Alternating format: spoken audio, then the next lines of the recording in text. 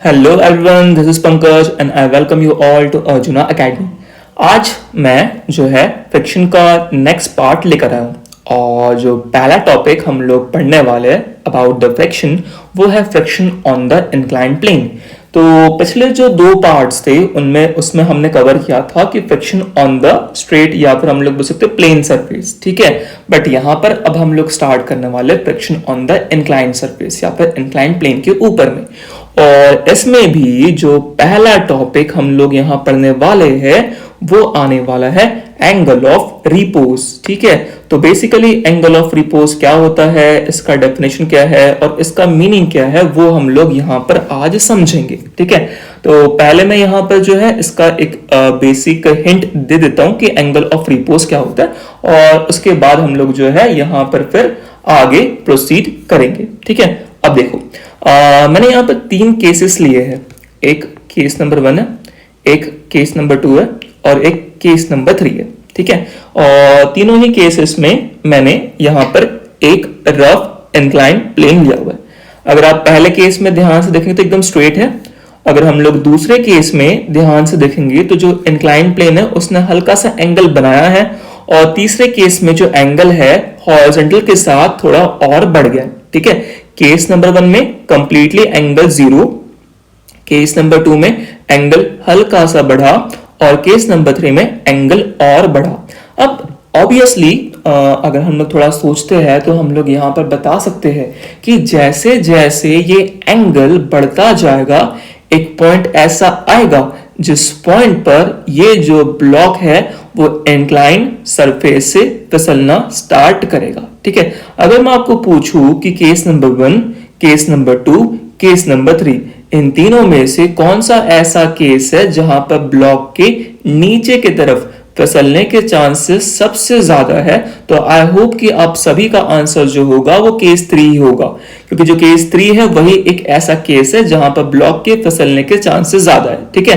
तो यही कहा होता है, यही जो है आपका एंगल ऑफ रिपोज होता है। तो एंगल ऑफ रिपोज बेसिकली क्या है, ये है मैक्सिमम एंगल, ठीक है। और मैक्सिमम एंगल ऑफ इंक्लिनेशन, ठीक है, वो भी किसका, रफ इंक्लाइन प्लेन का, वो भी किसके साथ, हॉरिजॉन्टल के साथ। कुछ इस तरीके से कि जो ब्लॉक है वो आपका रिमेन्स एट रेस्ट, मतलब ब्लॉक आपका कंप्लीटली जो है फिसलेगा नहीं, बट हाँ ये उस कंडीशन पर पहुंच जाएगा कि जो अगर आपने एंगल को थोड़ा भी बढ़ाया तो ब्लॉक आपका जस्ट फिसलना स्टार्ट कर देगा। तो हम लोग बोल सकते हैं कि जो है थीटा वो एंगल है, मैक्सिमम एंगल, जिस एंगल पर block is just about to move, ठीक है। यही होता है आपके पास एंगल ऑफ रिपोज, ठीक है। आई होप कि आपको एंगल ऑफ रिपोज का मीनिंग समझ में आ गया हो। ये वो मैक्सिमम एंगल है जिस एंगल पर आपका block just about to slip या जस्ट अबाउट टू स्लाइड होने वाला है या फिर अपने मोशन को जस्ट ये स्टार्ट करने वाला है, ठीक है। अब देखिए हमने यहां पर देखा है, इसका ड्रॉ किया है इसका फ्री बॉडी डायग्राम, ठीक है। अब यहां पर अगर ध्यान से देखते हैं तो इसका जो mg मतलब जो वेट है ये mg वर्टिकली डाउनवर्ड एक्ट करता है, ठीक है।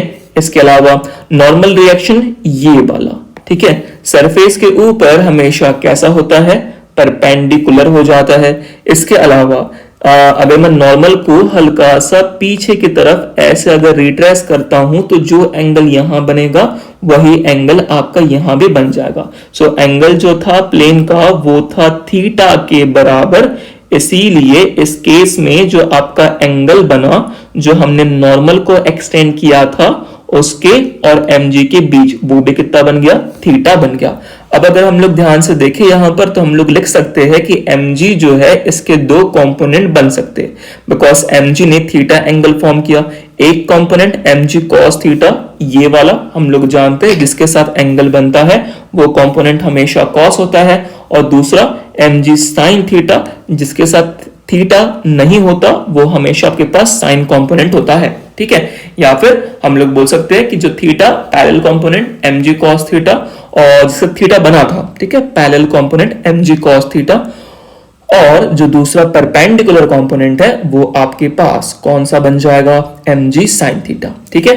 अब इतना होने के बाद अब यहां पर हम लोग ने कहा है कि object is just about to move है, क्योंकि लिखा हुआ है ना कि जो एंगल है वो कैसा है, मैक्सिमम एंगल है। तो यहां पर जो कंडीशन आपका बनने वाली है वो कंडीशन कौन सी बनने वाली है, कंडीशन है कि object is just about to move. ठीक है, कौन सी कंडीशन है, कंडीशन है कि object is just about to move. और object is just about to move है, इसका मतलब फ्रिक्शन जो है वो कोई ऐसा वैसा नहीं लगने वाला है। फ्रिक्शन जो लगने वाला है वो कौन सा वाला लगने वाला है, लिमिटिंग फ्रिक्शन, मैक्सिमम फ्रिक्शन जो लग सकता है। ठीक है, क्योंकि हमने कहा कि इससे ज्यादा अगर थीटा बढ़ता है तो जस्ट आपका वो स्लाइड कर जाएगा। ठीक है, तो अगर हम लोग ध्यान से यहां पर देखते हैं, object just about to move है। ठीक है, इसका मतलब हम लोग बोल सकते हैं नीचे में mg sin थीटा पूरी कोशिश कर रहा है ब्लॉक को अपने साथ लेकर जाने की, लेकिन हाँ उसको रोक के फिलहाल किसने रखा हुआ है, F लिमिटिंग ने। ठीक है, मैंने यहां पर F लिमिटिंग इसलिए यूज किया हुआ है क्योंकि फ्रिक्शन फोर्स इससे ज्यादा यहां पर नहीं लग सकता। ठीक है ना, अब mg sin थीटा जैसा का वैसा। दूसरी चीज, F लिमिटिंग का फॉर्मूला कितना बनता है, म्यू इंटू m। इसके अलावा अगेन mg sin थीटा जैसा का वैसा, म्यू कोएफिशिएंट ऑफ फ्रिक्शन है, हम लोग मान लेते हैं इस रफ सरफेस का। ठीक है ना, अब m का वैल्यू अगर हम लोग ध्यान से देखें तो वर्टिकली इक्विलिब्रियम पर है, तो ऊपर की तरफ एक्ट कर रहा है n, तो नीचे की तरफ उसको बैलेंस करने के लिए कौन एक्ट कर रहा है, mg cos थीटा। सो n के जगह पर हम लोग क्या यूज कर सकते हैं, mg cos ऑफ थीटा। तो यहां पर mg से mg आपका हो जाएगा कैंसिल, तो sin थीटा का वैल्यू कितना आ जाएगा, mu times cos of theta के बराबर, और साइन राइट हैंड साइड का cos इधर लेफ्ट हैंड साइड में आएगा, जो पहले मल्टीप्लिकेशन में था अब वो डिवीजन में चला गया, तो sine theta by cos theta is equal to कितना आ गया, म्यू आ गया। इसका मतलब यहां से हम लोग बोल सकते हैं कि जो म्यू का वैल्यू है वो कितना बन रहा है, tan थीटा के बराबर बन रहा है। और यहां पर ये जो थीटा एंगल है, इसी थीटा एंगल को हम लोग कहते हैं एंगल ऑफ रिपोज। और अगर आपको ये थीटा निकालना हो, ये थीटा कितना आ जाएगा, tan इनवर्स म्यू के बराबर। ठीक है, और यही थीटा कौन सा एंगल कहला रहा है आपका, इस थीटा को हम लोग कह रहे हैं एंगल ऑफ रिपोज। ठीक है, तो ये एंगल ऑफ रिपोज भैया क्या है, एंगल ऑफ रिपोज वो मैक्सिमम एंगल है जिस एंगल तक हम लोग जो है इंक्लाइंड प्लेन को रख सकते हैं उस ब्लॉक को बिना फिसलते दिए हुए। ठीक है, इसका मतलब theta angle of repose maximum value है थीटा की, जहां तक ब्लॉक जो रहेगा आपका वो उस इंक्लाइंड सरफेस पर टिका हुआ रहेगा। ठीक है, आपने जैसे ही इसका वैल्यू थोड़ा भी बढ़ाया, यहां पर ये जो ब्लॉक है वो क्या होगा, फिसलना आपका स्टार्ट कर जाएगा। ठीक है, नाउ अब हमने एंगल ऑफ रिपोज तो पढ़ लिया। ठीक है, तो एंगल ऑफ रिपोज पढ़ने के बाद अब हम लोग उसी पर बेस कुछ केसेस लेते हैं जहां पर हम लोग इसको डिटेल में और समझेंगे। ठीक है, तो पहला केस मैं यहां पर ले रहा हूं, केस नंबर 1, और इस केस नंबर 1 में हम लोग जो है एक कंडीशन लेकर चलेंगे। ठीक है, तो फर्स्ट केस हम लोग यहाँ पर स्टार्ट करने वाले हैं, और इस केस में मैं ये कंसिडर कर रहा हूं कि नीचे की तरफ लगने वाला mg sin थीटा जो है वो आपका कम है, जबकि ऊपर की तरफ लगने वाला जो फ्रिक्शन फोर्स है, और वो भी कौन सा फ्रिक्शन रहेगा यहाँ पर, लिमिटिंग फ्रिक्शन। क्योंकि एंगल ऑफ रिपोज में हम लोग जानते हैं फ्रिक्शन अपनी पूरी ताकत लगा देता है, ठीक है, रोकने के लिए। बेसिकली आप ऐसा भी कह सकते हैं कि ये जो mg sin थीटा है ना, ये इसको नीचे खींचने वाला है, और जो फ्रिक्शन है इसको फिसलने से रोकने वाला है। तो हमने कह दिया कि mg sin थीटा जो है वो कम है और फ्रिक्शन आपका ज्यादा है। इसका मतलब इस ब्लॉक को नीचे खींचने वाला फोर्स थोड़ा कम पड़ रहा है या लेस डोमिनेटिंग है, जबकि जो फ्रिक्शन वाला फोर्स वो आपका मोर डोमिनेटिंग है। ठीक है ना, अब नेक्स्ट चीज, तो हमने कह दिया कि mg sin थीटा कम है और दूसरी चीज आपका एफ लिमिटिंग जो है वो कैसा है, ज्यादा है। अब एफ लिमिटिंग का हम लोग जानते हैं फॉर्मूला, कितना बन जाता है, म्यू इंटू एन बनता है। चलो ठीक है, ये भी बढ़िया है। अब एम जे साइन थीटा ठीक ठाक हमने यहाँ पर लिख लिया, म्यू भी हमने लिख लिया। अब हम लोग जानते हैं कि एन का वैल्यू, ठीक है, इक्विलिब्रियम में किसके इक्वल आता है, एम जी कॉस थीटा के। तो चलो हम लोग उसको भी लिख देते हैं, हमने यहाँ लिख दिया एम जी कॉस थीटा। अब एम जी से एम जी आपका क्या हो गया, कैंसिल, कॉस आएगा इसके नीचे, तो ये क्या बन जाएगा, ये साइन थीटा अपॉन में cos theta is less than mu.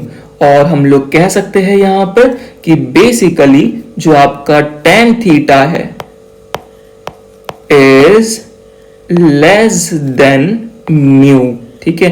तो ये आपके पास पहला केस बना जिस केस में आपका एफ लिमिटिंग या फ्रिक्शन ज्यादा था, जबकि नीचे खींचने वाला एम जी साइन थीटा वो कम था। अब यहां से हम लोग कुछ चीजें जो है वो नोट कर सकते हैं। अगर tan थीटा की बात की जाए, ये एंगल ऑफ रिपोज है। एंगल ऑफ रिपोज इसका मतलब यही तो रिस्पॉन्सिबल है उस ब्लॉक को फिसलवाने के लिए, मतलब नीचे खींचकर लाने के लिए। इसलिए हम लोग लिखते हैं कि tan थीटा जो है वो है चलाने वाला, ठीक है, नीचे खींचने वाला या फिर चलाने वाला, जबकि जो म्यू है वो आपका जो है उसको रोकने वाला है, ठीक है, रोकने वाला, ठीक है। तो tan थीटा अगर ज्यादा है मतलब चलाने वाला बड़ा है, और अगर चलाने वाला बड़ा है इसका मतलब ब्लॉक आपका नीचे फिसल जाएगा, ठीक है। अगर म्यू आपका ज्यादा है मतलब अगर रोकने वाला ज्यादा है, और अगर रोकने वाला ज्यादा है इसका मतलब ब्लॉक आपका नीचे नहीं फिसलेगा, जहां के वहीं पर वो टिका हुआ रहेगा, ठीक है। और इस केस में अगर हम लोग ध्यान से देखें तो रोकने वाला ज्यादा है, ठीक है, चलाने वाला कम है, तो ऑब्जेक्ट आपका फिलहाल कैसा रहेगा, रेस्ट पर रहेगा, ठीक है। तो इस केस में हमने कह दिया कि ऑब्जेक्ट, ठीक है, क्या कहा हमने, ऑब्जेक्ट इज एट रेस्ट। और ऑब्जेक्ट अगर रेस्ट पर है, चल नहीं रहा है, इसलिए एक्सेलरेशन कितना हो जाएगा, 0 हो जाएगा, ठीक है। ये हुआ हम लोगों का केस नंबर 1। अब केस नंबर 1 के बाद हम लोग प्रोसीड करते हैं केस नंबर 2 के ऊपर में, ठीक है। चलिए देखते हैं केस नंबर 2 में हम लोग क्या ले। इस बार मैं कह रहा हूं कि म्यू और tan थीटा बराबर बराबर है। अगर म्यू और tan थीटा बराबर बराबर आ रहा है, इसका मतलब हम लोग कह सकते हैं ना कि object is just about to move, ठीक है। ऑब्जेक्ट मूव किया नहीं है, ठीक है, बट हाँ अगर आपने हल्का सा भी एंगल बढ़ाया, tan थीटा कौन था, चलाने वाला, म्यू कौन था, रोकने वाला, फिलहाल दोनों कैसे हैं, इक्वल इक्वल है, मतलब इक्विलिब्रियम कंडीशन इन्होंने अचीव कर लिया है, ठीक है। तो इससे हम लोग बता सकते हैं कि ऑब्जेक्ट जो है वो कैसा है, जस्ट अबाउट टू मूव होने वाला है, ठीक है।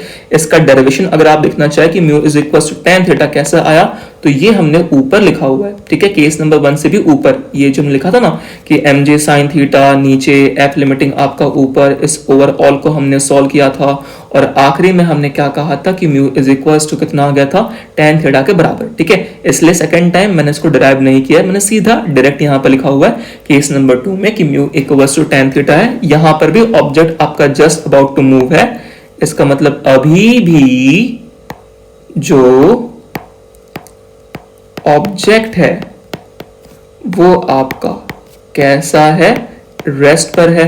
अगर ऑब्जेक्ट आपका रेस्ट पर है तो ऑब्वियसली वापस आपके पास में जो एक्सेलरेशन हो जाएगा वो कितना हो जाएगा, 0 के बराबर हो जाएगा, ठीक है। तो अगेन यहां म्यू रोकने वाला, tan थीटा चलाने वाला कैसा था, इक्वल इक्वल था, ठीक है। नाउ अब प्रोसीड करते हैं हम लोग नेक्स्ट केस के ऊपर में, केस नंबर 1, केस नंबर 2 के बाद जो नेक्स्ट केस हम लोग के पास में आ रहा है वो आ रहा है केस नंबर 3। तो केस नंबर 1 में हमने कहा कि एफ लिमिटिंग ज्यादा था compare to m g sine theta, या फिर म्यू ज्यादा था कंपेयर टू tan थीटा, मतलब रोकने वाला ज्यादा था और चलाने वाला कम था। जबकि केस नंबर 2 में हमने कहा कि रोकने वाला और चलाने वाला दोनों ही एक दूसरे के कैसे है, बराबर बराबर है। तो दोनों ही केस में आपका ऑब्जेक्ट जो है वो रुका हुआ था। केस नंबर 3 में मैं ये कह रहा हूं कि ऑब्जेक्ट आपका मोशन में आ चुका है, ऑब्जेक्ट इज इन मोशन। और अगर आपका ऑब्जेक्ट मोशन में है, इसका मतलब ये हुआ नीचे खींचने वाला कौन था, mg sin थीटा, ये ज्यादा होगा कंपेयर टू उसको रोकने वाला, वो कौन था, फ्रिक्शन। ठीक है, तो mg sin थीटा आपका ज्यादा है, ठीक है, और फ्रिक्शन आपका कम है। तो इसको अगर हम लोग थोड़ा और लिखे, mg sin theta greater than friction कितना होता है, म्यू इनटू n। और हम लोग जानते हैं कि n का वैल्यू कितना बन जाता है, mg cos थीटा। अब हम लोग कह सकते हैं कि mg से mg क्या हो गया, कैंसिल। तो sin theta is greater than mu cos theta. cos theta sin theta के नीचे आ गया, क्या बन गया, tan theta is greater than mu. इसका मतलब यहां पर चलाने वाला बड़ा है, रोकने वाला छोटा है।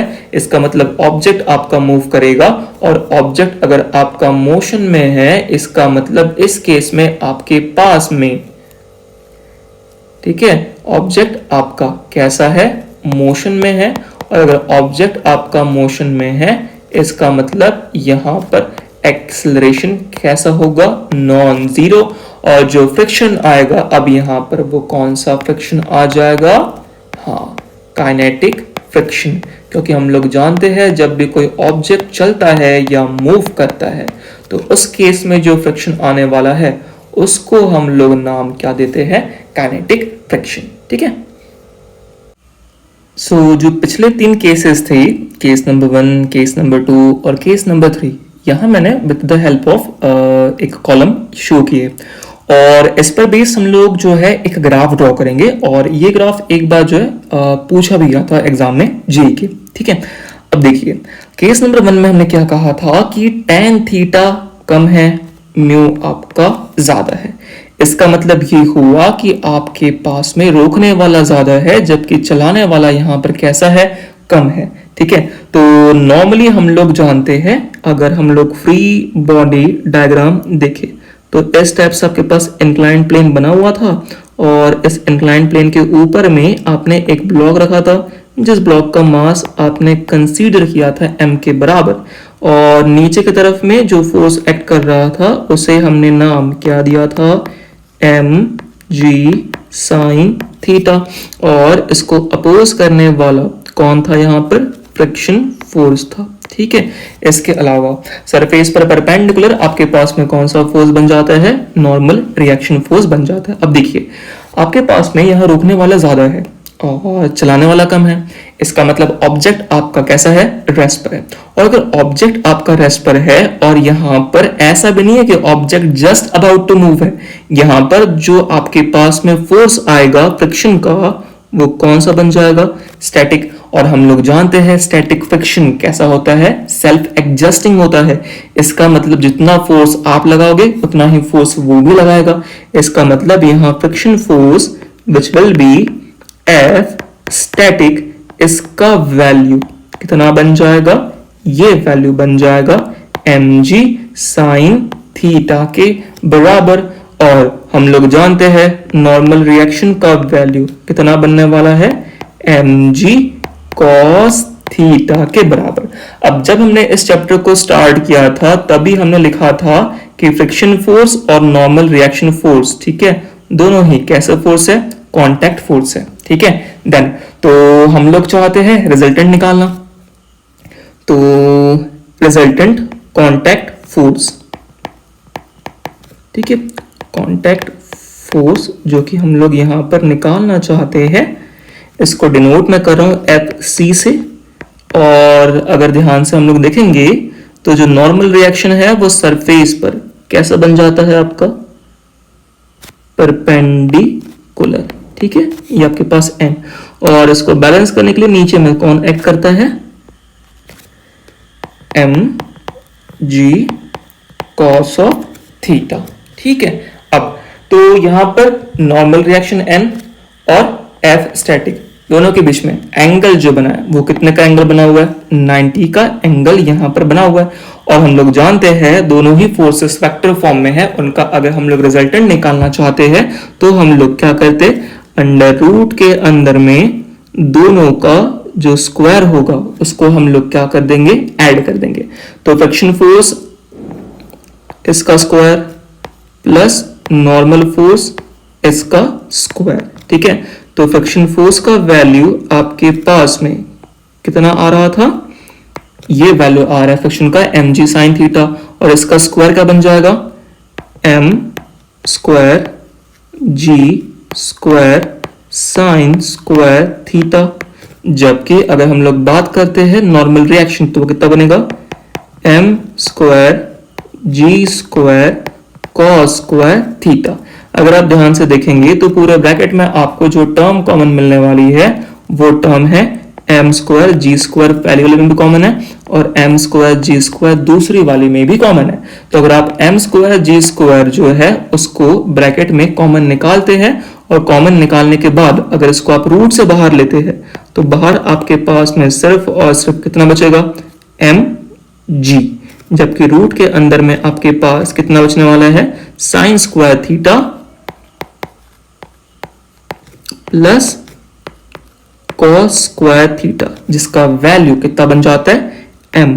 तो कांटेक्ट फोर्स Fc का वैल्यू सीधा सीधा कितना बन जाएगा, mg के बराबर बन जाएगा, ठीक है। ये था केस नंबर 1 पर बेस्ड हम लोगों का थोड़ा सा सोल्यूशन। हमने यहां पर क्या किया था, कहा था कि म्यू मतलब रोकने वाला ज्यादा है कंपेयर टू tan थीटा चलाने वाला, ठीक है। ऐसे केस में आपके पास ऑब्जेक्ट रेस्ट पर है, स्टैटिक फ्रिक्शन लगने वाला है, स्टैटिक फ्रिक्शन सेल्फ एडजस्टिंग होता है, जितना आप लगाएंगे स्टैटिक फ्रिक्शन भी उतना ही लगेगा। उसके बाद नॉर्मल का वैल्यू mg cos थीटा के बराबर। दूसरी चीज, नॉर्मल और आपके पास फ्रिक्शन दोनों ही है कांटेक्ट फोर्स, तो मैंने यहां पर फाइंड किया रिजल्टेंट कांटेक्ट फोर्स वेक्टर वाले कॉन्सेप्ट से, और उसका वैल्यू लास्ट में कितना मिल गया, mg के बराबर। अब सेम तरीके से मैं केस नंबर 2 और केस नंबर 3 दोनों में इसी अप्रोच को यूज करने वाला हूं, ठीक है।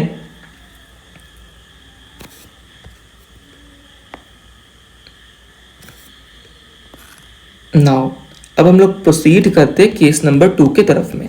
तो केस नंबर 2 में हमने क्या कहा कि म्यू और tan थीटा एक दूसरे के बराबर है।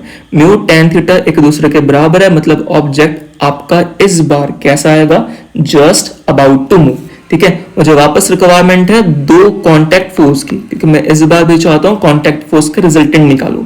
तो n का वैल्यू हर बार की तरह कितना बन जाएगा, mg cos थीटा। इसके अलावा दूसरी चीज अगर हम लोग ध्यान से देखें, पिछले वाले को ही अगर हम लोग उठाते हैं तो आपके पास object just about to move है। Object just about to move है, इसका मतलब ये होगा कि इस वाले केस में भी आपका जो है सारा सिस्टम इक्विलिब्रियम पे होने वाला है, और सारा सिस्टम अगर इक्विलिब्रियम पर होगा इसका मतलब फ्रिक्शन का वैल्यू जो ऊपर लग रहा है वो किसके इक्वल आ जाएगा, वो आ जाएगा mg sin थीटा के बराबर, क्योंकि यहां पर ये इक्विलिब्रियम कंडीशन में है, ठीक है। अब इक्विलिब्रियम ने क्यों कहा, क्योंकि ऑब्जेक्ट आपका रेस्ट पर ही है, क्योंकि अभी भी चला नहीं है ना। हमने सिर्फ क्या कहा है कि object is just about to move, हमने ये नहीं कहा कि ऑब्जेक्ट अभी भी चल रहा है, ठीक है। वापस निकालेंगे कांटेक्ट फोर्स। कांटेक्ट फोर्स को निकालने का अप्रोच क्या है, वही अंडर रूट के अंदर में क्या हो जाएगा, टर्म्स का स्क्वायर और फिर उसका एडिशन। तो क्या बनेगा, ये m स्क्वायर जी स्क्वायर cos स्क्वायर थीटा, ये बन गया n स्क्वायर का वैल्यू, और दूसरा f मतलब क्या बना, m स्क्वायर जी स्क्वायर साइन स्क्वायर थीटा।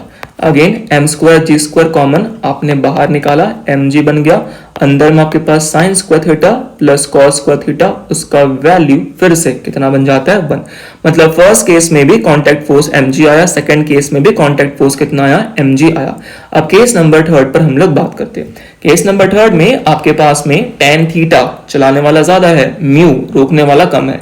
इसका मतलब ये होगा ऑब्जेक्ट इस बार चलेगा, ठीक है, और ऑब्जेक्ट चलेगा इसका मतलब आपके पास यहाँ कुछ ना कुछ एक्सेलरेशन आएगा। और अगर आप निकालना चाहे एक्सेलरेशन तो हम लोग जानते हैं एक्सेलरेशन का जो फॉर्मूला बनता है वो क्या बन जाता है, नेट फोर्स अपॉन में नेट मास। नेट फोर्स की बात अगर हम लोग करें तो यहाँ पर tan थीटा मतलब चलाने वाला ज्यादा है, मतलब कौन ज्यादा है, mg sin थीटा जो नीचे खींच रहा है, इसको अपोज कौन कर रहा था? फ्रिक्शन, जो किसके इक्वल आता है?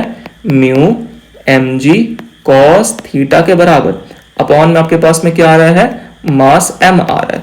अगर आप ऊपर देखेंगे ध्यान से तो आपको m कॉमन मिलेगा, m आप कैंसिल कर सकते हैं, तो एक्सेलरेशन आपके पास में कितना आ जाएगा?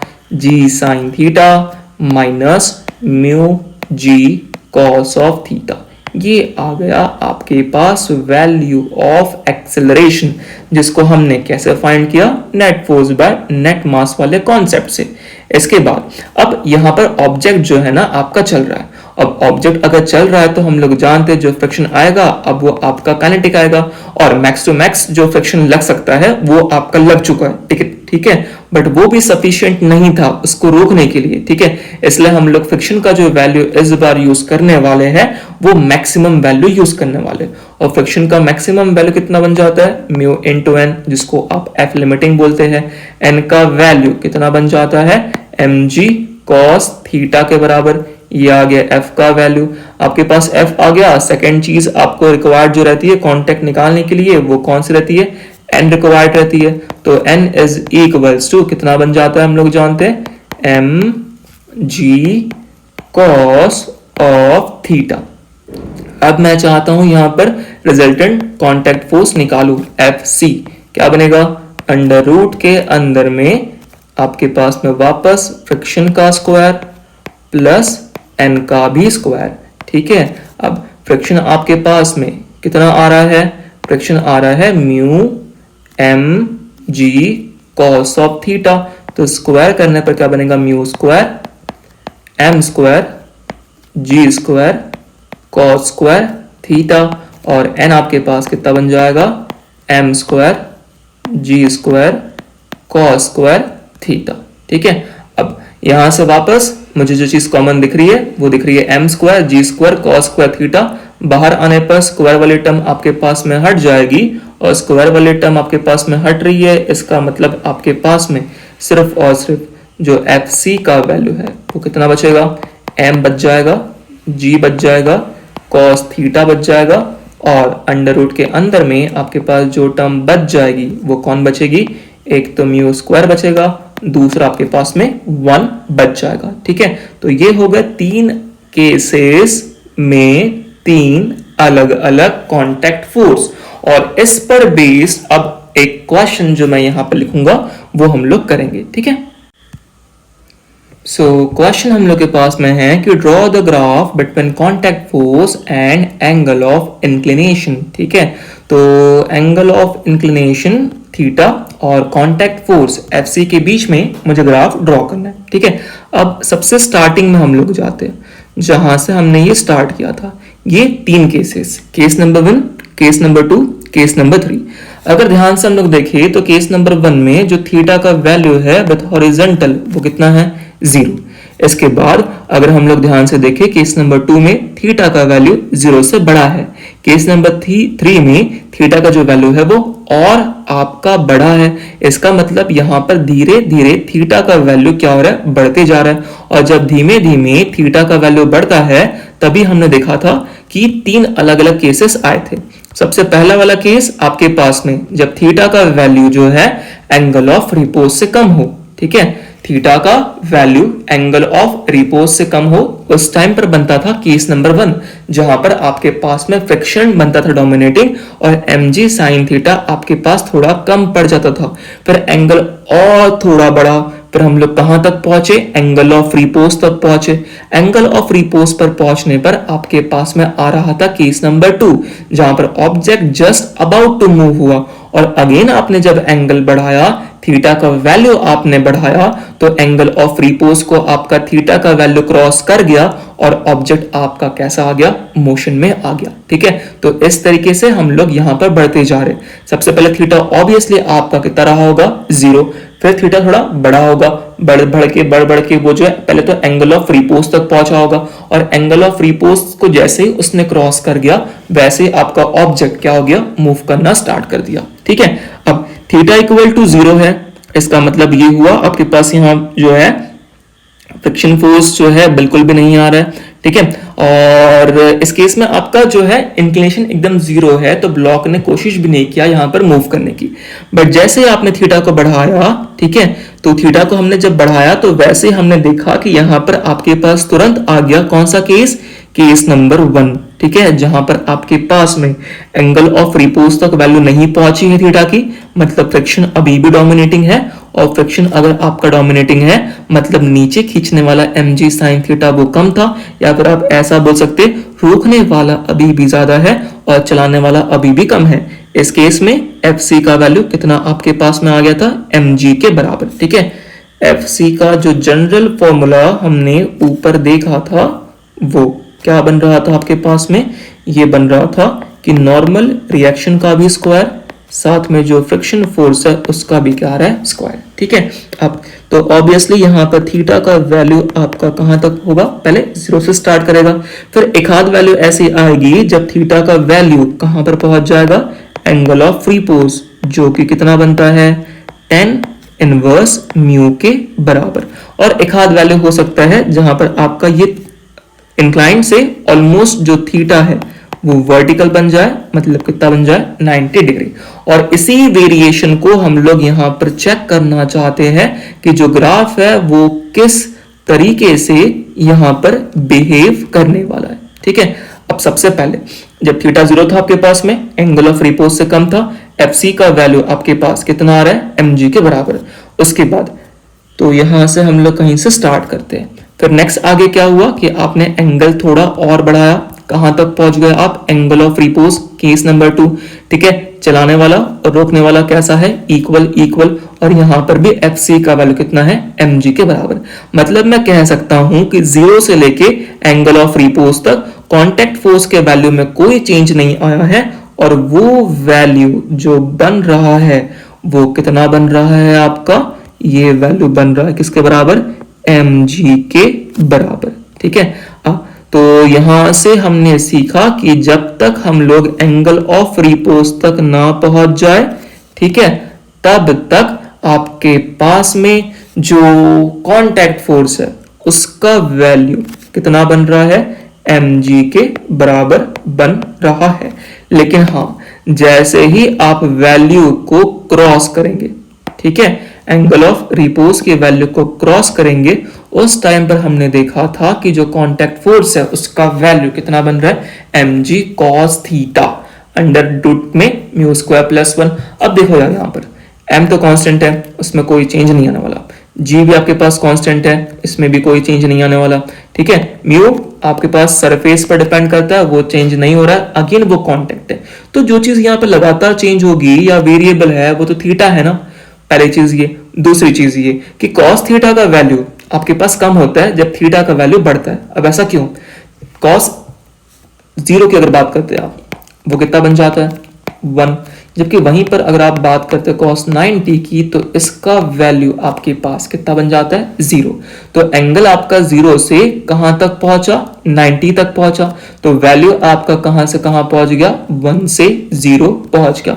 इसका मतलब इन केस ऑफ cos अगर आपने थीटा बढ़ाया है तो थीटा के बढ़ाने के साथ साथ आपका जो cos थीटा का वैल्यू है वो क्या होगा, कम होगा, ठीक है। इसलिए आपके पास कांटेक्ट फोर्स भी जो है इसका वैल्यू भी कैसा होगा, कम होगा।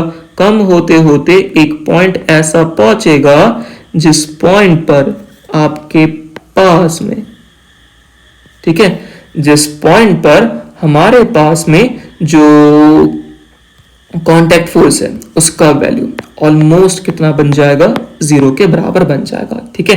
तो ये था क्वेश्चन जहां पर हमने ग्राफ ड्रॉ किया है, और ये ग्राफ किसके बीच में है, between the contact force and the angle of inclination, ठीक है।